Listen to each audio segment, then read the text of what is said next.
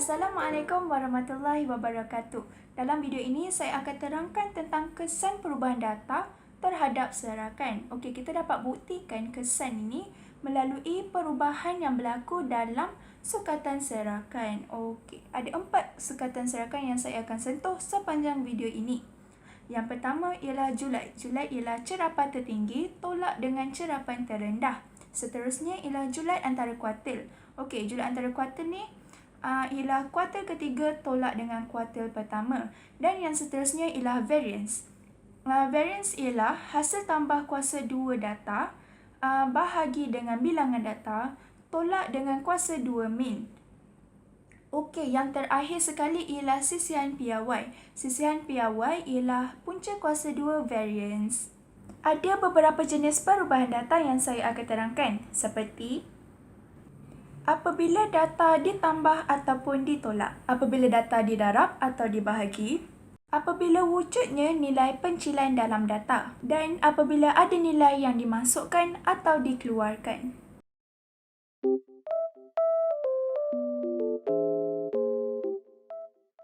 Okey, jadi saya akan mulakan dengan perubahan kepada data yang pertama.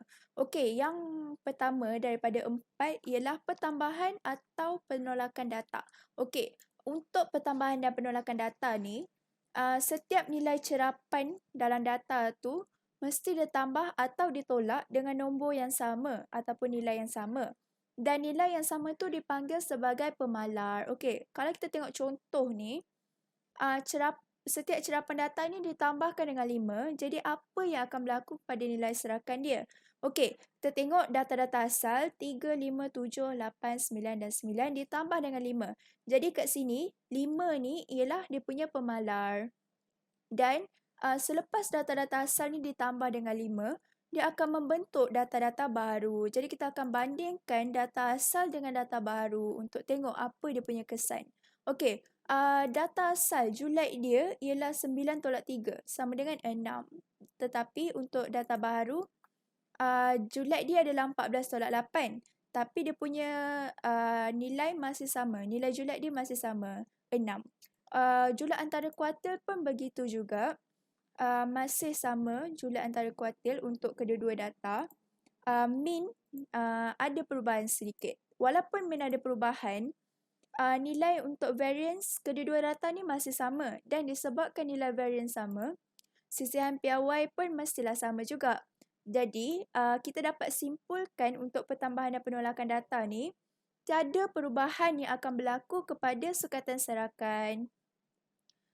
Tapi hanya min yang akan bertukar sedikit mengikut nilai pemalar. Okey, itulah sahaja untuk pertambahan dan penolakan kepada data.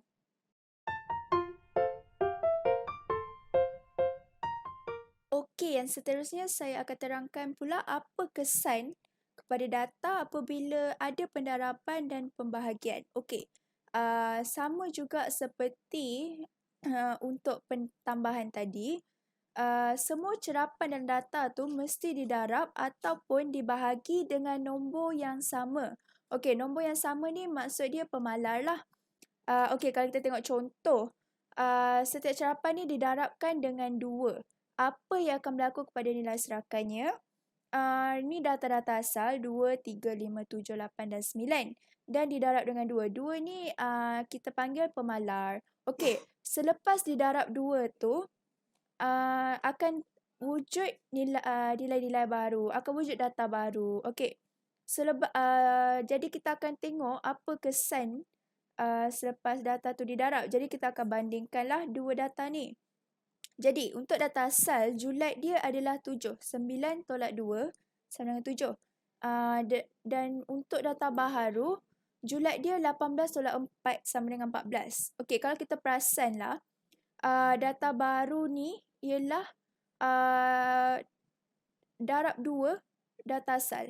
Okey, tapi kita tengok juga Julai antara kuartil dia untuk data asal ialah 5 dan data baru ialah 10. Pun sama, data baru kena darab 2 data asal untuk dapat Julai antara kuartil baru tu. Okey, next kita tengok min. Min data pun sama juga, kena darab 2 baru dapat min data baru. Jadi kita tengok variance dia. Okey, variance dia lain cerita sikit. Tapi nanti saya akan terangkan kenapa jadi 26.208. Tapi yang tu kita ikut pengiraan dia akan jadi itulah. Okey, tapi walaupun variance dia jauh beza, sisihan piawai dia masih darab 2 untuk dapat yang piawai baru. Okey, jadi kita ingat yang 2 tu, darab 2 tu kerana pemalar dia 2 untuk data ni. Okey, jadi saya ada buat kesimpulan apa yang terjadi. Okey, apabila data didarab, julat baharu, untuk dapat julat baharu, kena julat asal darab dengan K. K kat sini maksud dia ialah pemalar. Okey, untuk julat antara kuartil baharu pun sama. Julat antara kuartil asal kena darab dengan pemalar. Sisihan piawai baru pun darab dengan pemalar. Pemalar darab dengan sisihan piawai asal. Okey, untuk variance, tadi ada special case. Sebab variance tak kena darab dengan pemalar. Dia kena darab kuasa 2 pemalar. Sebab variance kan kuasa 2, hasil tambah kuasa 2 data. Jadi nak darab pun kena darab kuasa 2 pemalar. Okey, tadi adalah contoh dah bagi darab. Untuk bahagi, the same thing happen. Untuk dapat julat baharu, julat asal kena bagi dengan pemalar. Julat antara kuartil baru, julat asal dengan bahagi dengan pemalar. Sisihan piawai pun sama, kena bahagi dengan pemalar. Tapi untuk variance, apabila data dibahagi pun kena bahagi dengan K kuasa 2 ataupun pemalar kuasa 2. Okey, jadi itulah kesimpulan untuk pendaraban dan pembahagian dan apa kesan kepada data apabila didarab dan dibahagi.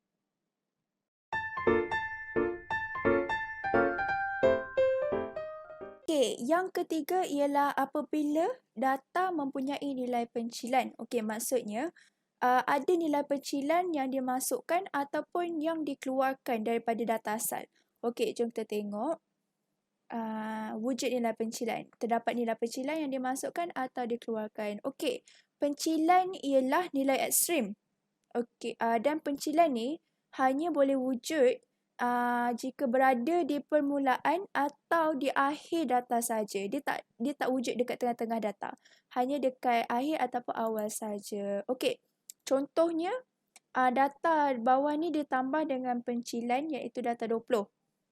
Jadi okey, yang ni data asal 2, 3, 5, 7, 8 dan 9. Kita boleh nampak serakan data asal ni tak jauh, dekat-dekat je. Tapi selepas tambah dengan 20, 20 ni jauh daripada serakan data-data asal. Jadi kita nak tengok apa kesan apabila ditambah dengan data yang ekstrim. Pencilan itulah. Okey, julat dia akan berubah dengan mendadak. Sebab pencilan kan hanya berada di awal ataupun di akhir data saja. Jadi daripada sini kita tengok julat asal dia ialah 9/2. Tapi selepas ditambah dengan pencilan yang berada di akhir data, julat baharu dia akan jadi 20/2 sama dengan 18. Jauh beza dengan julat asal. Okey. Dan seterusnya kita tengok apa akan terjadi dekat julat antara kuartil. Okey, kalau julat antara kuartil, perubahan dia minimal ataupun sedikit saja. Kerana kalau kita tengok ni, julat antara kuartil asal ialah 8/3 sebab yang ni Q3 dan ini ialah Q1. Ini adalah median.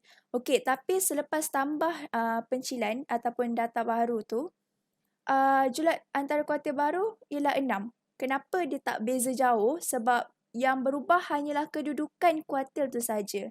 Macam sekarang kuartil yang baru untuk kuartil ketiga ialah 9 dan kuartil baru kuartil 1 ialah 3. Sebab 7 adalah median. Jadi dia punya perubahan tak ketara sangatlah. Okey, yang seterusnya ialah apa yang akan terjadi dekat variance dan sisihan piawai. Okey, untuk variance dan sisihan piawai ni dia mengikut keadaan. Apa keadaan dia? Okey, jom saya nak terangkan. Ada dua keadaan. Yang pertama apabila pencilan dimasukkan dan kedua apabila pencilan dikeluarkan. Kan saya kata tadi dia ada apabila ada dua kan pencilan ni, satu masuk dan satu keluar. Contoh tadi ialah masuk. Okey, sekarang apa yang akan berlaku? Okey, apabila pencilan dimasukkan dan pencilan tu beza yang banyak dengan min asal, nilai variance dan sisihan piawai baharu semakin besar dan sebaliknya. Okey, tak nampak sangat tapi saya akan tunjuk contoh. Okey, yang dimasukkan ialah pencilan 20 tu. Jadi min asal ialah 5.667. Untuk min data-data asal ni lah 2 sampai 9. Dan kita boleh nampak beza jauh min asal dengan 20 ni. Jadi kalau ikut teori tu maksudnya sisihan piawai baru akan jadi besar lah. Jadi kita tengok betul tak. Untuk kita bandingkan dengan variance yang baru, kita kena cari variance asal dulu. Variance asal ialah 6.552. Jadi kita nak bandingkan dengan variance baru apabila tambah 20 tu, min baharu kita ialah 7.714 dah tambah data 20 lah. Jadi variance untuk data baharu ialah 30.780. Memang beza banyak dengan variance data asal. Jadi betul lah yang teori ni penyataan ni yang iaitu beza yang banyak dengan min asal akan menyebabkan sisihan piawai baru dan variance baru semakin besar nilai dia. Okey, yang seterusnya apabila pencilan dikeluarkan. Okey, kalau pencilan tu dikeluarkan dan dia mempunyai beza yang banyak dengan min asal, nilai variance akan menjadi lagi sedikit yang barulah. Okey, jadi saya akan tunjuk contoh. Yang ni pencilan 20 tu akan dikeluarkan. Okey, jadi kita kira min asal termasuk 20 lah. Min asal ialah 7.714. Jadi kita boleh nampak lah min asal dia jauh beza dengan pencilan yang dikeluarkan. 20 ni beza jauh dengan 7.74. Jadi kalau ikut penyataan ni dia punya sisihan piawai baru akan jadi kecil lah. Tapi kita tengok apa dia punya sisihan piawai dan variance asal. Okey, variance asal dia ialah 30.780. Okey, jadi kita tengok untuk variance baru pula. Min baharu ialah 5.667. Dah memang lagi kecil daripada min asal. Dan kita tengok variance dia. Betul ke lagi kecil? Dan selepas dikira, memang dia punya variance baru akan beza jauh dengan yang asal. Dan dia sangat kecil berbanding dengan yang asal. Kenapa dia kecil? Sebab pencilan yang dikeluarkan tu beza jauh dengan min. Dia terbaliklah dengan yang apabila pencilan dimasukkan. Okey, yang tu sahaja untuk nilai apabila ada nilai pencilan dimasukkan atau dikeluarkan daripada data dan apa kesan dia.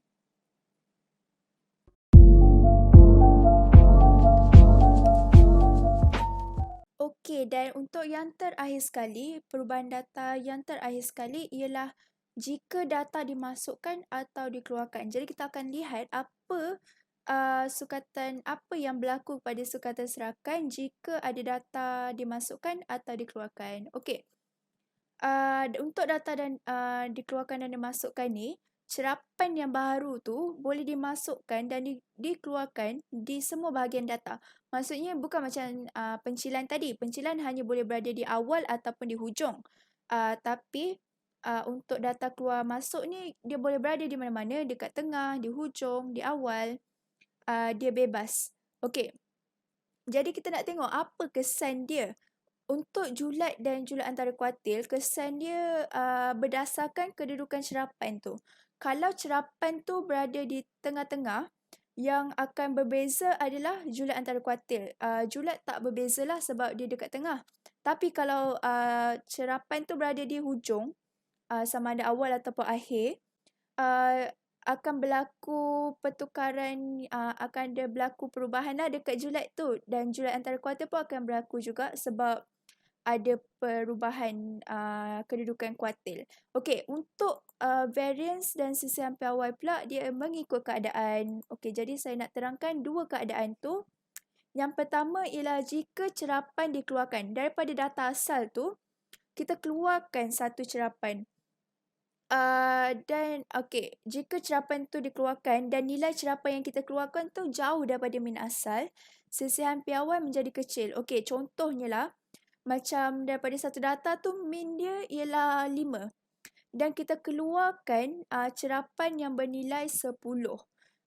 Jadi kita ada data baru. Data baru tu dia punya sisihan piawai dan variance akan jadi lagi kecil berbanding dengan data yang asal. Okey, keadaan yang kedua ialah jika cerapan dimasukkan. Kita ada data dan kita masukkan cerapan baru dalam data tu. Okey, jika cerapan yang kita masukkan tu nilai dia jauh daripada min asal, sisihan piawai menjadi lagi besar. Maksudnya kita ada data asal tu dia punya min ialah 6 dan kita masukkan cerapan yang bernilai 11, 15. Jadi dia punya sisihan piawai yang baru tu akan jadi lagi besar berbanding sisihan piawai yang asal. Okey, yang itulah sahaja yang saya dapat simpulkan untuk apabila data dikeluarkan ataupun dimasukkan. Okey, itu sahaja daripada saya. Terima kasih.